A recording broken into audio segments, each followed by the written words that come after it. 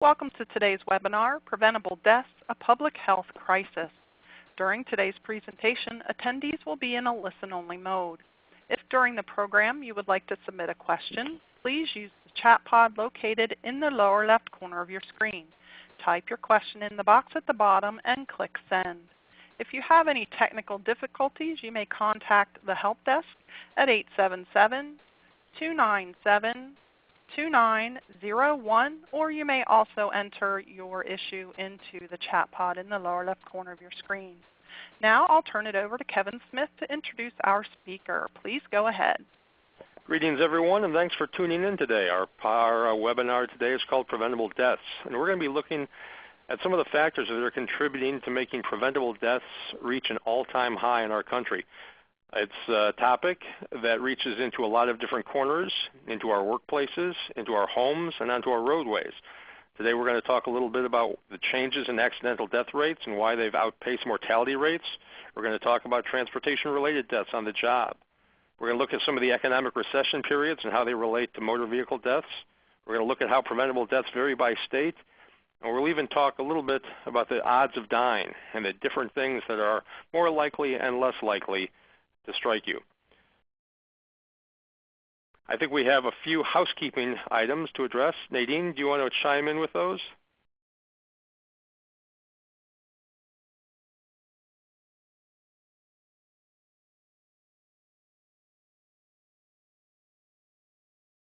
All right, moving on then. Our host for this is going to be Ken Kolosh. He's the manager of statistics here at the National Safety Council. He's been here for 18 years looking at the numbers. His specialty is the development of injury surveillance systems, the analysis of occupational injury and traffic crash data, and the assessment of the effects of countermeasures on injury experience. He for years has been the primary editor of Injury Facts, and that puts him in a unique position to talk about the things that are really happening on our roadways, in our homes, and in our workplaces. Ken, welcome today. Thank you, Kevin, and it's a pleasure to be here today. We do this webinar during National Safety Month every year, and it's really one of my favorite opportunities to talk to such a large group of people on a topic that is so important. Most of the content I'll be going through today is from our last edition of Injury Facts, 2017. So if you are a member of the National Safety Council, you already have free access to this resource. Just go to the members only space on NSC.org and you can download a free PDF. If you are not a member and you find this information valuable, I really do encourage you to go to NSC.org and purchase yourself a copy, either paper or in a PDF version. I'm going to be breaking this presentation into 4 parts. I'm first going to be talking about an overview of current preventable injury death trends. Then I will move on to talking specifically about home and community injury trends, then motor vehicle, and then finally workplace. And at the end of the presentation, again, we're going to have time for Q&A. So as we go through the presentation, please jot down some questions that you would like to further explore. And with that, let's talk about the big picture. And the slide I always start with, so if you see my presentation before, you've seen this slide before. But the reason I always start with this slide is it sets up what we're going to be talking about for the rest of this webinar. In the United States, about 200,000 people die from injuries each year. The majority of those, 68%, are unintentional, what many people call accidental, but are all 100% preventable. So 68% are these preventable deaths, and that's what we're going to be focusing on today. The next biggest part of the pie are suicides, and that's 21%, and then followed by assaults and homicides, which make up most of the rest of the 8% of injury deaths in the United States. I like to set this slide up for 2 reasons. First, it gives us a good overview of what we're going to be talking about. But secondly, I don't think this slide is what's top of mind for most people. Most people who watch the news every night hear night after night about the terrible issues regarding homicide. But we rarely focus on unintentional preventable deaths. And that's why we really need to get this data out there so people really realize, or better realize, the true toll unintentional deaths are having in the United States. Most people don't realize that preventable unintentional injury deaths are the #1 cause of death for children from 1 year of age to adults of 42 years of age. Most people don't realize that preventable causes of death are the 4th leading cause of death in the United States. And most people don't realize that in a typical hour span of time, the same amount of time this webinar is going to take, 17 people are going to die in the United States from a preventable unintentional injury. Again, unintentional injuries are the 4th leading cause of death behind heart disease, cancer, and chronic lower respiratory disease. In total, 146,571 deaths in 2015. This is the largest number of people who have ever died in a single year in the United States from a preventable unintentional injury death. This is the kind of history we really don't want to make, but it's going to be the trends we're going to be talking about for the rest of this presentation. Most of these deaths and injuries are occurring in our homes and public places.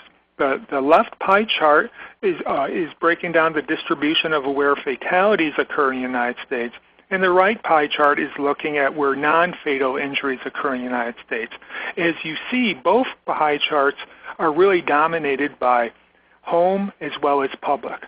When we talk about fatalities, motor vehicle is nearly around 25% of the picture, and workplace fatalities are fairly rare in the United States. When we talk about non-fatal injuries, motor vehicle crashes represent a smaller number of non-fatal injuries, while workplace represents a substantially larger segment of non-fatal injuries.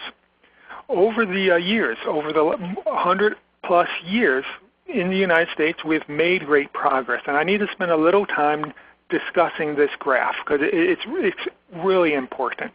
This red line is looking at percent change in unintentional death rate compared to 1900.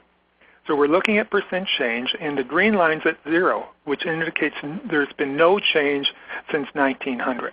So when the red line's above the green line, it means things are getting worse, that the death rate is going up compared to 1900.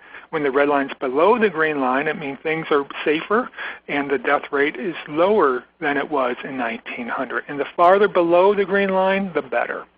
And what we see here is since 1900, our unintentional death rate actually has been cut in half, and that's very good news. Unfortunately, what is not good news is since 1992, the unintentional death rate has actually gone up 27%. So in essence, we are less safe today than we were 15 years ago regarding unintentional injury deaths in the United States. This is particularly concerning when we see the overall improvement we've been able to achieve regarding pushing down the overall death rate in the United States. In that trend, the percent change from 1900 is shown on the blue line. Overall, since 1900, overall death rates have gone down 70%. And since 1992, death rates have gone down an additional 19%, while at the very same time as we just were talking, the unintentional death rate went up 27%. And the reason that is important is if unintentional death rates were able to improve at the same rate as overall death rates, 55,000 fewer people would have died in 2015 alone. And that's why these trends matter. And that's why it's so disturbing that the unintentional death rates are moving up. The reason unintentional death rates are increasing currently are for 3 primary reasons. The green line looks at motor vehicle death trends. Red line is poisoning death trends, and the blue line here are fall death trends, all of which are currently going up. Motor vehicle deaths did go down somewhat during the recession, and we'll be talking about that trend line in depth in just a little bit. But poisoning deaths driven by prescription drug overdoses and heroin deaths have been skyrocketing, as well as fall deaths driven by falls occurring to individuals 65 and older. And we will be talking about all three of these trends in substantial detail as we move through this presentation.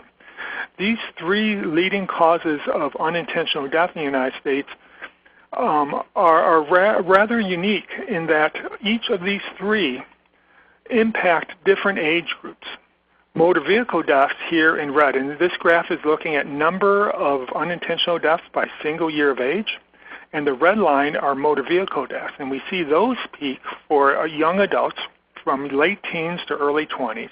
The green line are poisoning deaths, which peak from age 25 to around age 65, while fall deaths start peaking at around 70 and continue to peak throughout life. So it's rather interesting that the three leading causes of unintentional death in the United States, motor vehicle, poisoning, and falls, each impact separately different age groups. And this graph, this sort of three-peak graph, gives you a very good overview of what is happening in the United States regarding unintentional injury deaths. But obviously we lose a lot of detail, a lot of fidelity at this very high level. So a lot of what Injury Facts spends time on is really diving down and looking at the sub-trends of what is happening in the United States. This one graph is looking specifically at children younger than 1 year of age.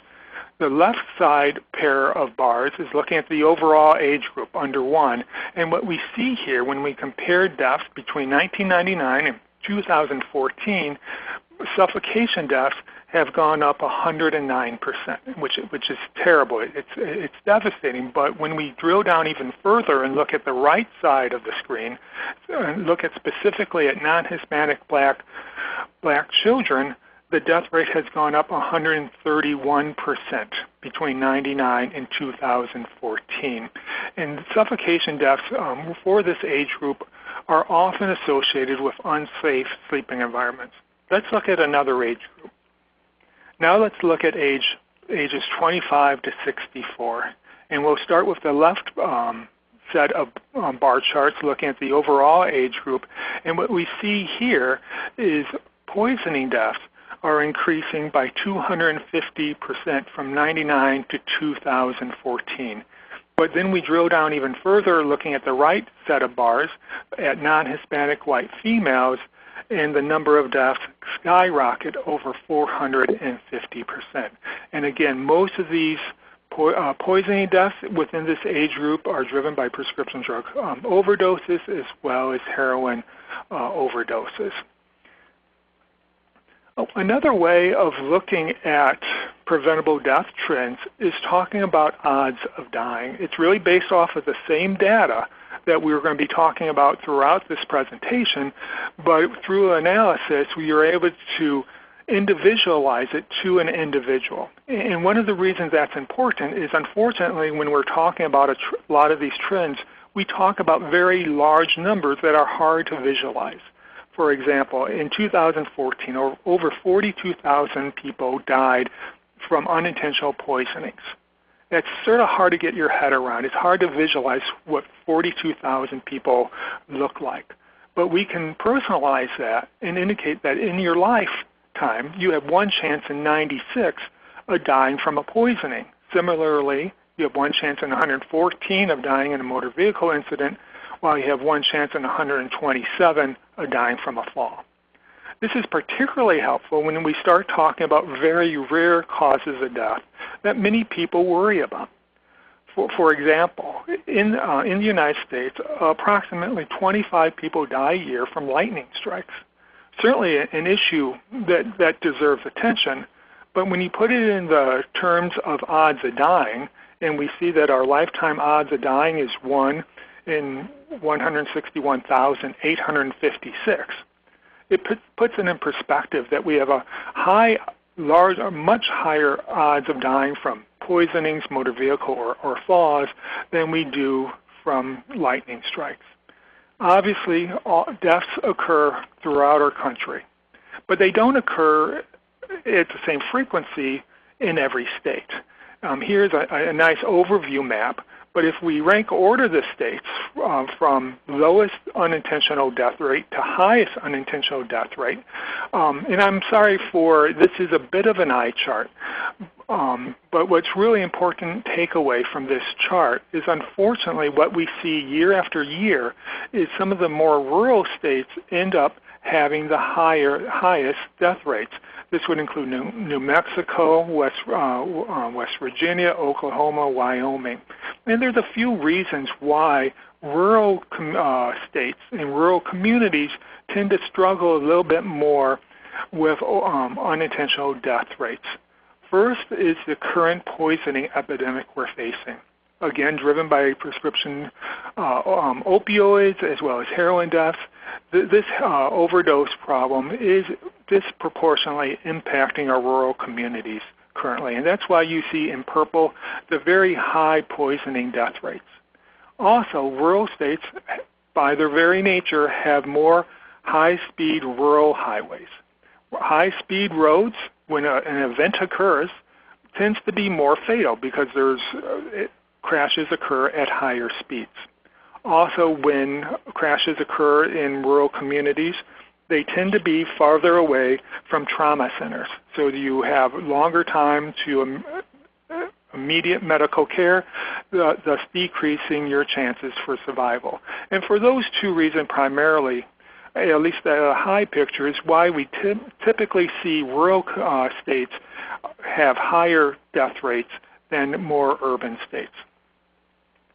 I talk mostly about and focus most of my time on quantifying the human toll of unintentional injuries and death. But we also make economic estimates of what this is costing our society. And the National Safety Council estimates that unintentional injuries and death cost $886.4 billion in 2015. And this is a societal cost that we all pay, an average of $2,800 per person per year directly out of pocket through higher prices for goods, services, higher insurance premiums, etc. And with that, I want to transition to our home and community section. But before I start talking about the numbers, I need to define what I mean by home and community, because it's very specific. It's obviously injuries that occur in or around the home. It is injuries that occur in public places. But for now, we're excluding work-related injuries because we're going to be focusing on work-related injuries in its own section. And also it's excluding motor vehicle crashes because we're also going to be talking about motor vehicle separately in just a little bit. And the reason we focus on this very specific subcomponent is it's because home and community is where most fatalities and injuries occur in the United States. Of the 146,571 unintentional injury deaths in 2015, 98,600 of those occurred in our homes and communities. Even more concerningly, we're seeing some of the fastest increases in death in the United States within our homes and communities. It has gone up 6% in just 1 year. And it has also resulted in about 30.5 million medically consulted injuries in 2015. Nearly half of all non-fatal injuries that occur in the United States are occurring in or around our homes. Most of these fatalities are poisoning related or falls related. Again, we're going to be talking about motor vehicle fatalities separately in just a little bit. Overall, home and community deaths have gone up over 100% since 1999, and death rates that take into account the growing population in the United States have also gone up 72%. What's driving this increase? Again, it's poisoning deaths driven by prescription drug overdoses and fall deaths, primarily older adults. And we could see that trend here very clearly.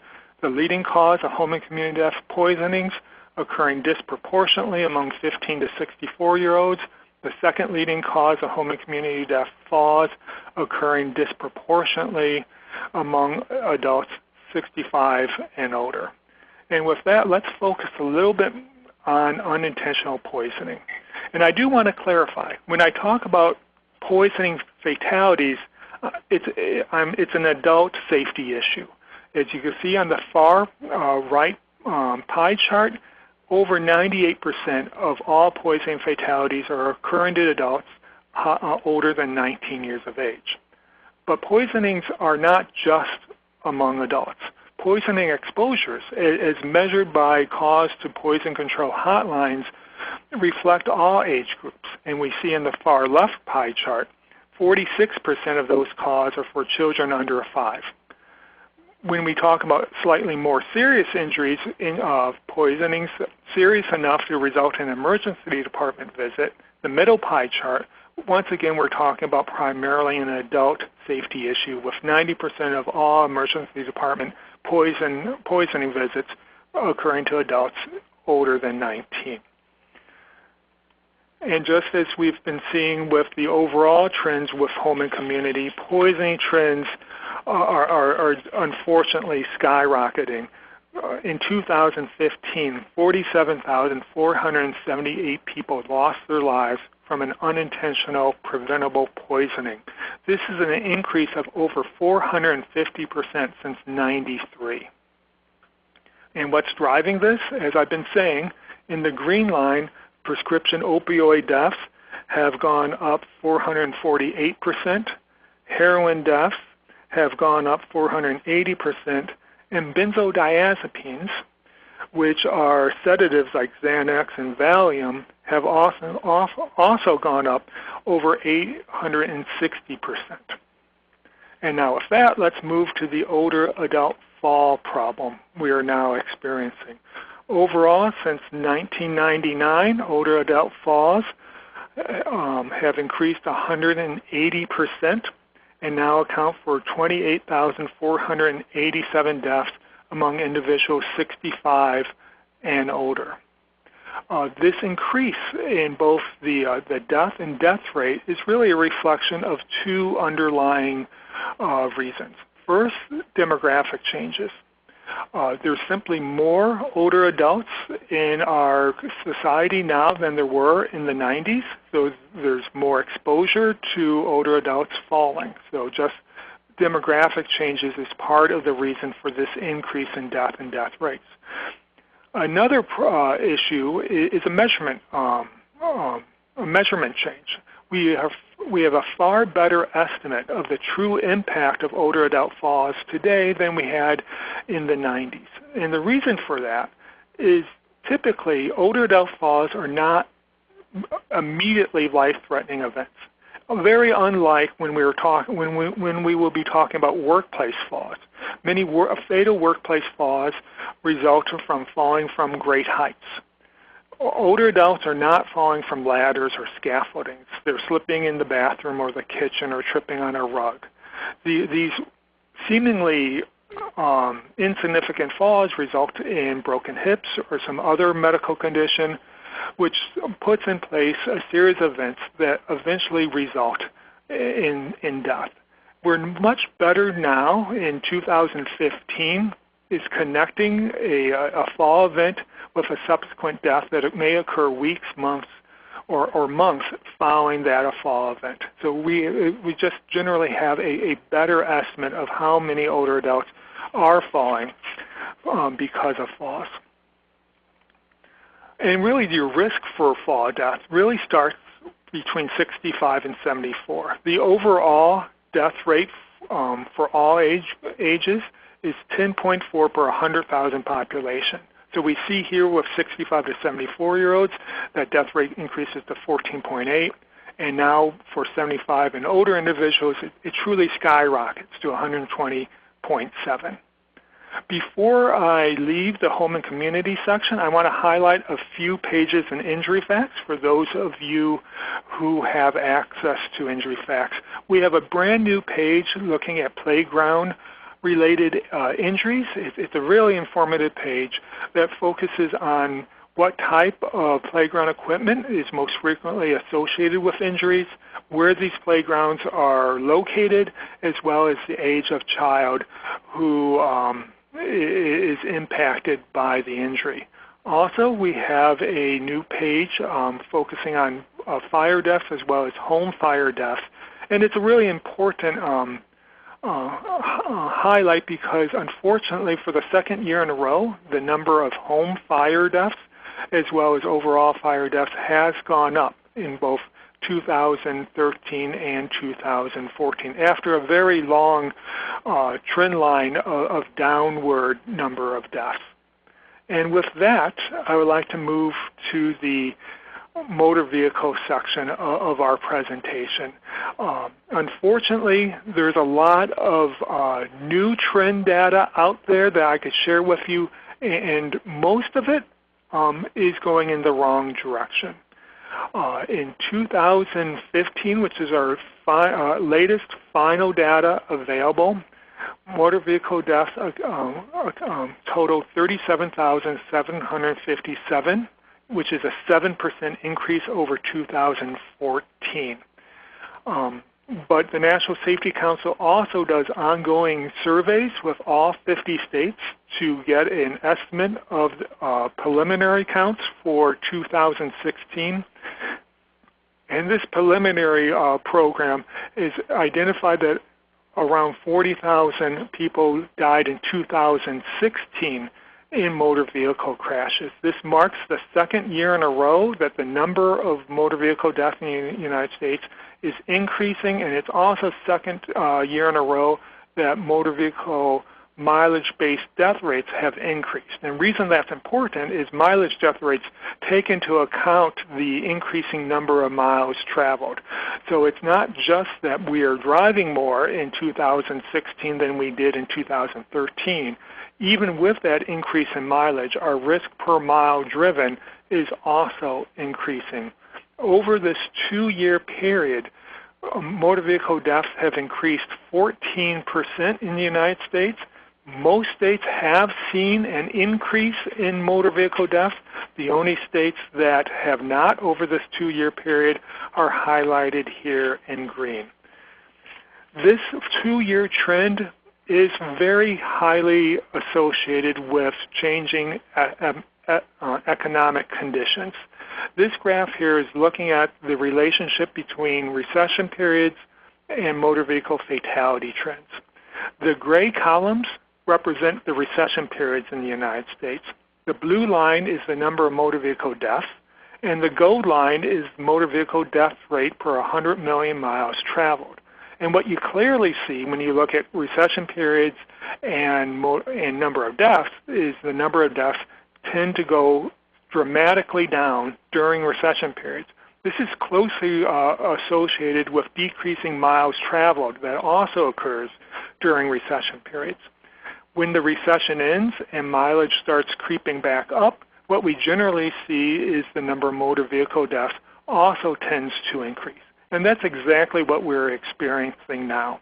So unfortunately, the 14% increase in motor vehicle deaths over the last 2 years, in 15 and 16, is tragic, but it was almost predictable. And now the next question is, as we continue to look at the data, is when this upward trend will end. Generally, fatalities do not rejoin the pre-recession highs.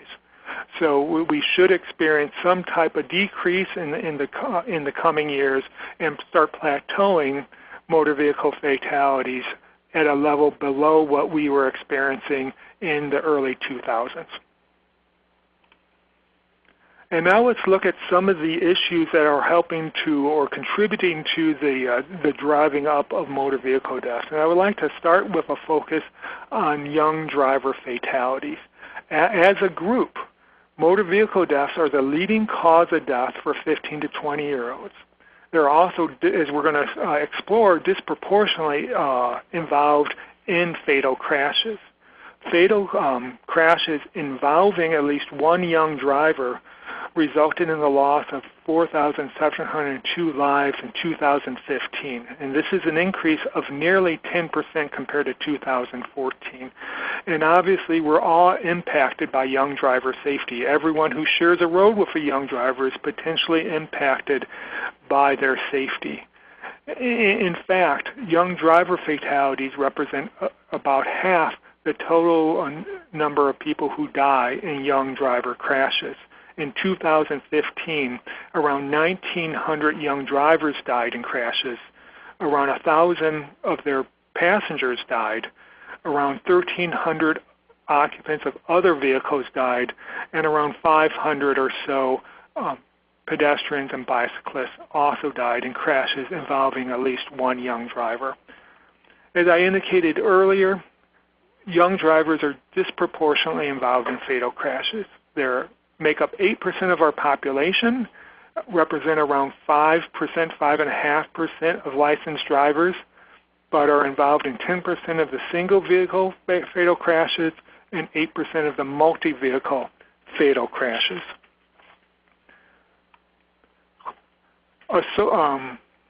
Adjacent to or associated with the young driver safety issue is distracted driving. But distracted driving impacts all of us, and all ages are increasingly distracted behind the wheel. National Highway Traffic Safety Administration estimates in 2015, based on police reports, that 3,477 people perished in crashes involving distraction. But we know, including NHTSA knows, that this is a bare estimate. This is a lower bound estimate. It's very difficult for law enforcement to determine if distraction played a role during post-crash investigations. But even with this minimum estimate, NHTSA estimates that this was an increase of nearly 9% compared to 2014. What we have actually a better handle on is some of the unsafe behaviors drivers engage in while behind the wheel. This is data collected by the National Highway Traffic Safety Administration, NHTSA, and it's actually observations of drivers behind the wheel. And we have some good news, bad news. Over the last 3 years, actually, we see a decrease of drivers talking on their cell phones behind the wheel, either hands-free or handheld, and that's what the red and the yellow gold line indicate. But unfortunately, it appears that drivers are transitioning from the dangerous behavior of talking on their phones to the even more dangerous activity of manipulating their phones, texting, dialing, using apps while behind the wheel. And not surprisingly, this trend is being driven, no pun intended, by our youngest, most at-risk driving population, our 16 to 24-year-olds in the gold line. Currently in 2015, NHTSA estimates that 5% of young drivers at any given moment are visibly manipulating their handheld devices. So our most at-risk drivers are disproportionately distracted by using their cell phones to interact with apps, to compose and read text messages, instead of focusing on the very important task of driving safely. Alcohol impairment continues to be a major safety concern. Alcohol deaths went up about 4% in 2015 and represent just under 30% of all motor vehicle deaths, and in 2015 accounted for 10,265 deaths. Alcohol-impaired crashes occur in every state of the nation, but some states are doing a far better job of decreasing impaired driving crashes than other states. Utah stands out as a success story. At 16% of motor vehicle fatalities, Utah has the fewest percentage of alcohol-impaired crashes in the nation. Utah also led the nation in enacting the .08 BAC level, and now has a bill that has not yet been signed that will be the first .05 BAC level in the United States. Other states are struggling more with alcohol impairment. Texas with 38% of fatalities associated with impairment, Louisiana 34%, and smaller states like Rhode Island at 43%. There is one area that we really should pat our backs on is the improvement of seatbelt use in the United States. In 2015, seatbelt usage went up 2% and now stands at 90% for front seat passengers.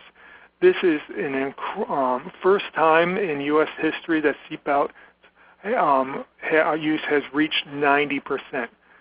Which is again great news. But even with this number, 9,410 people lost their lives who were not wearing seatbelts at the time of the crash.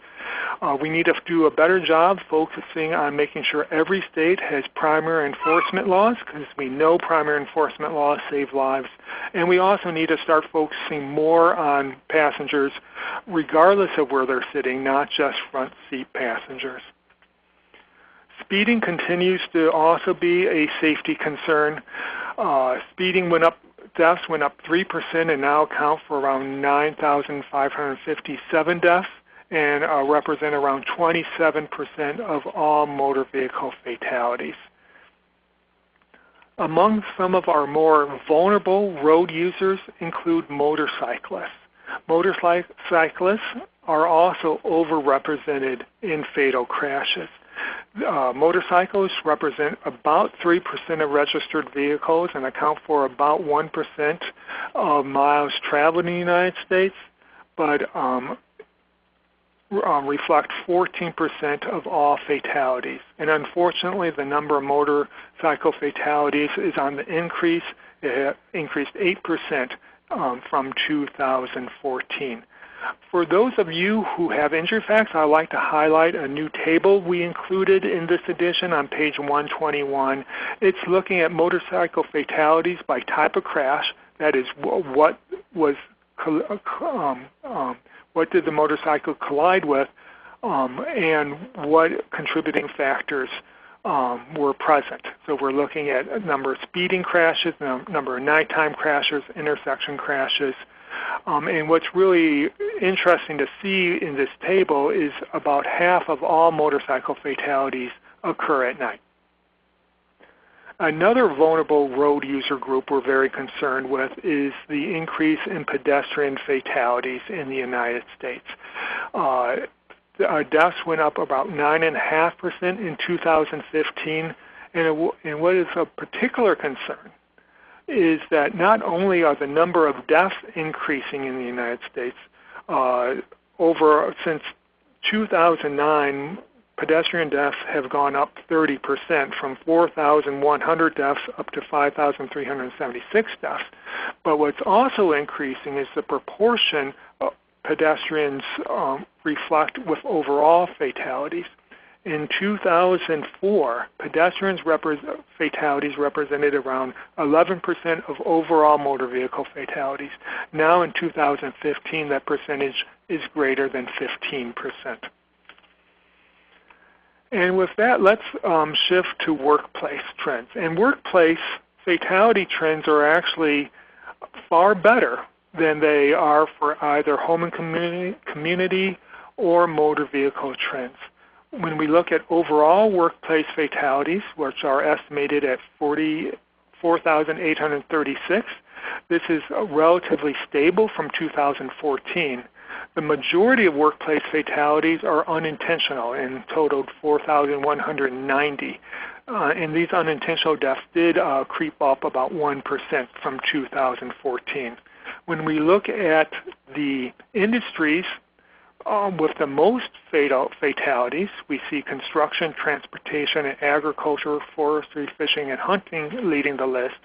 But this does not take into account that all these industries are of different sizes and have different number of employees employed in them. So we look at the fatality rate per 100,000 employees, and this provides a much better estimate of true risk that are faced by workers.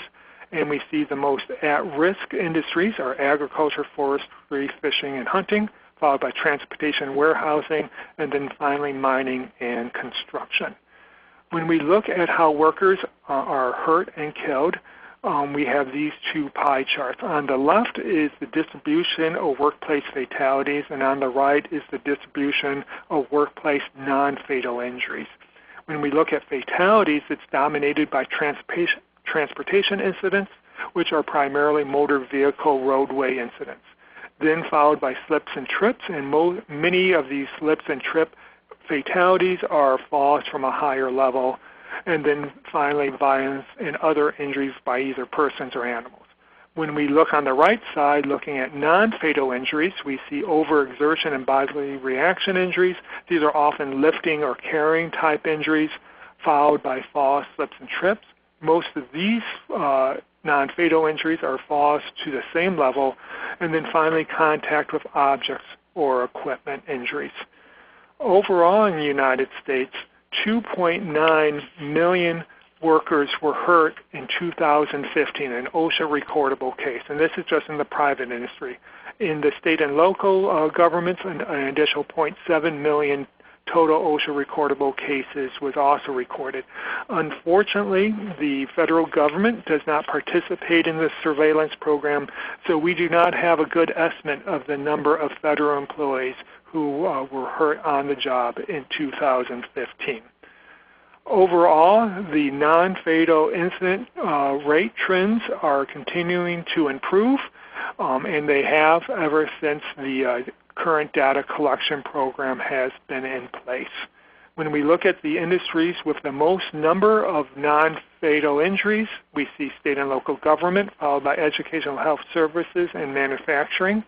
When we calculate the rate to better estimate the true risk, we see agriculture, forestry, fishing, and hunting, state and local government, and then transportation and warehousing having the highest non-fatal injury and illness rate per 100 employees.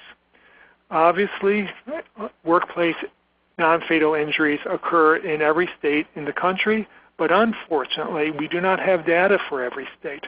There are 9 states, shown here in gray, that don't partner with the Bureau of Labor Statistics to collect this type of information. Some of the states with the lowest non-fatal rates include Texas, as well as Louisiana, while some of the states with the highest rates include Montana and Maine.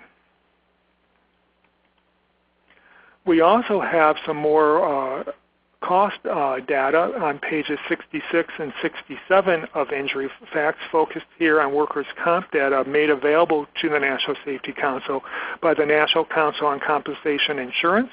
Here, looking at the type of the event of injury, motor vehicle incidents are the most expensive at $74,499, $7,499. We also, in Injury Facts, have cost by nature and part of body injuries. I also would like to highlight fall-related workplace injuries. On this page, we're looking at trends of fatal overall fatal workplace falls, both overall as well as construction. Over half of all fall to the lower level fatalities occur in the construction industry. We also have a very interesting analysis by fatality by height of fall, and it's what of particular note here is that 12% of these fatal falls occur at heights of less than 6 feet. So it's not just the falls from great heights that can be life-threatening. And before I wrap up the workplace section, I'd like to highlight a special page we have on page 72 focused on fatigue. Fatigue and workplace issues are increasingly a concern. Research is showing that employees with sleep problems are 1.62 times more likely to be injured on the job, and perhaps as many as 13% of all injuries are related to fatigue. Also, trends are showing that our workforce is more tired than it was in the past. This is looking at the proportion of workers receiving 6 or fewer hours of sleep the night before, and what we see here, that proportion now in 2004 and 2007 is far greater than it was in 1985, 1990 time frame. And with that, I would like to wrap up this presentation and just really highlight what we talked about. First, when we looked at workplace trends, workplaces are getting safer. The workplace fatality rates have gone down 40% since '92. and as well as highway safety is getting safer. Since '92, highway death rates have gone down 34%. But as we discussed, unfortunately, now for the last 2 years, we're seeing increases in motor vehicle deaths. But the real increase in the United States are looking at home and community deaths that have gone up their rate has gone up 96% since 1992. So these three trends, home and community, highway, and workplace, result in an overall increase in preventable unintentional deaths of 34% since '92. And with that, I think we're going to open it up to questions. And Kevin, have you have any questions arise? And here's a question. We do have a few questions, Ken. First, I'm going to let Nadine offer some advice to our audience as far as how they can submit their own questions through the interface. You bet. Go to the chat pod, which is in the lower left corner of the screen. Click your cursor into the long narrow box at the bottom. Type your question and then hit enter or click the send button. Back to you. All right, thanks, Nadine. One of the first questions we have, Ken, I think the audience might want to hear. What is the official NSC definition of a preventable death? Yeah, NSC has recently started using the term preventable death really to highlight the fact that accidents are not unavoidable. They're not bad luck. They're not acts of God. And through proper preventive actions are 100% preventable. So when we talk about preventable deaths, we generally are focusing on the unintentional deaths, what many people have historically called accidents.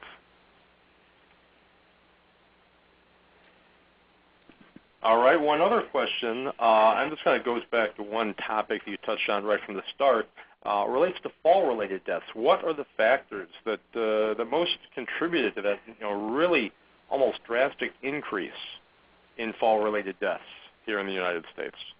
Right. Well, fall-related death increase is, again, closely related with our growing older population in the United States.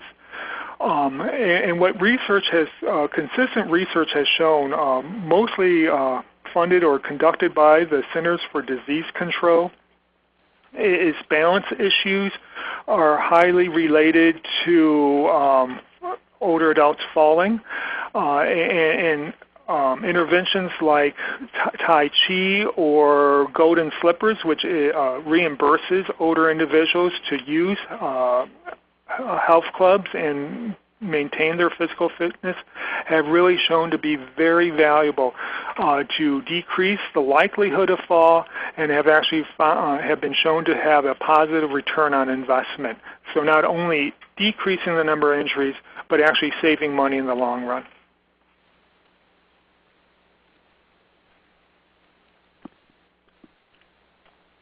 I think we've also gotten a question posted here regarding a copy of the slides. The NSC will be able to provide those upon request. I think maybe the best way that people can request that is to send an email to media@nsc.org. If you'll send an inquiry to that email address, we'll try and send you back a PDF of the slides that you've seen in today's presentation.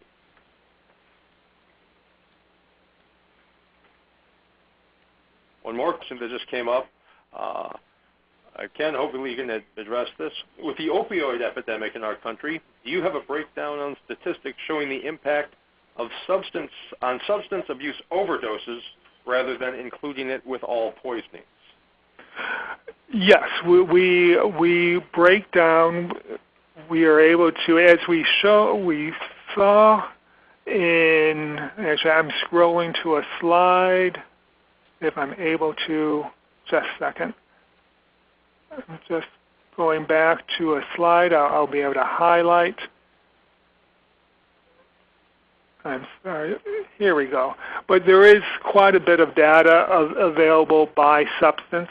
We can look at the number of prescription opioid deaths, and these are looking at unintentional deaths. We also have deaths that, overall deaths that do not take into account intent, but and right here in just this slide, we're looking at prescription opioids, heroin, as well as benzodiazepines.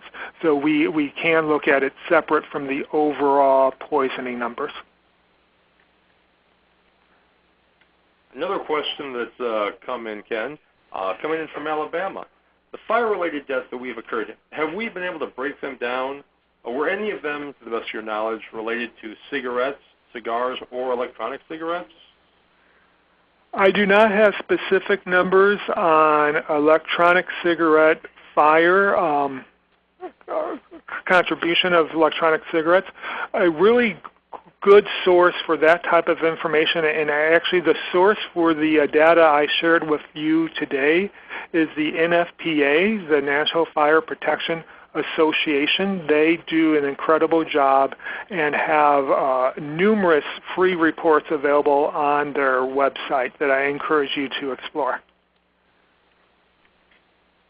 All right, another question.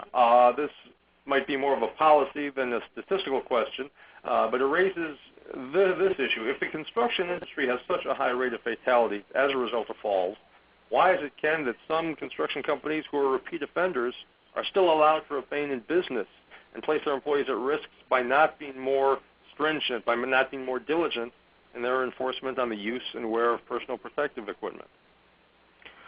And you're absolutely right. The use of personal protective equipment and making sure that employers provide that equipment, and then not only provide it but ensure that it's properly used and maintained is of critical importance. And the National Safety Council encourages the ongoing rigorous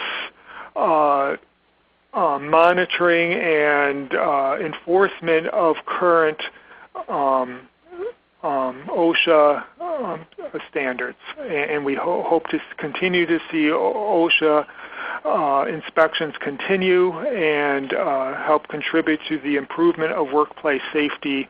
Research really has shown that OSHA inspections do result in safer workplaces, and we would like to see that continued. One other question comes in relating a little bit to the issue of fatigue, I think, as that connects to injuries and fatalities. We have a gentleman who works 12-hour shifts, which reduces his sleep time, but if he were switched to 8-hour shifts, it would greatly decrease his satisfaction in his work.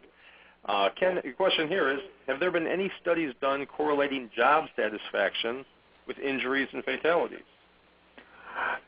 Not that I'm aware of. There is a lot of research, because you were touching on work shifts. There's quite a bit of research that looks at length of work shifts, time of work shifts, and the relationship to injury risk. Research has shown that longer work shifts are associated with higher injury rates, as well as night work shifts are also associated with higher injury risk as well. Here's one that's going to take us back to the roadways, Ken. Is there any data showing whether texting while driving laws and hands-free technology laws are affecting distracted driving associated auto crashes? Really, the research is mixed, and one of the problems and one of the reasons we don't see a stronger association between laws and improved safety is many of the current laws are very difficult to enforce. It's very difficult if you have a no texting law but allow handheld dialing to differentiate if one individual is dialing the phone or texting. That is why the National Safety Council is currently advocating that no cell phone use of any kind to be allowed while driving. Research has shown that cell phone conversations, hands-free or handheld, does increase the risk of crashes. So we would like to make it easier for law enforcement to enforce the laws by making it clearer when an individual is breaking those laws. So if ever an individual is observed using a cell phone, there would clearly be a violation that could be better, more easily enforced. And we also have a question, what trend that you see is most troubling as you look forward? The trends I really see, and I'm sorry, I don't want to be repetitive, is really the combination of the three trends we are really struggling with today. We see now for 2 years in a row an increase in motor vehicle deaths. We've been seeing for the last several decades huge increases in those poisoning deaths driven by prescription drug overdoses and heroin deaths. And with our population aging, we're seeing increasing deaths among older individuals. And these three trends really are showing no sign, particularly the poisoning and the fall death trends, really no signs of attenuating. So looking forward, we really do anticipate more and more deaths regarding unintentional injuries in the United States. Specific to motor vehicle, we're very concerned with the number of vulnerable road users now dying on our roads. That's the pedestrians, the bicyclists, and the motorcyclists. All right, Ken, thanks for that input. I think that's just about all the questions that we've gotten into the board so far. So Ken, I'll let you kind of draw out your conclusions for today's webinar. Well, first, I just want to thank every one of you for calling in today. I know we're just so busy, but it's really important that we all stay up to date and learn the current causes for preventable deaths. Knowing what is causing preventable deaths helps us be more authoritative and informative when we go back to our stakeholders, to our constituents, to really help educate them so we can prevent these deaths from occurring in the future. I hope you take the information we raised here today and build the safety culture in your workplace and in your communities. And again, we will be making this PowerPoint available to anyone who requests. And also, I believe the recording of this webinar will be available on nsc.org in the future. So thanks again, and please stay safe.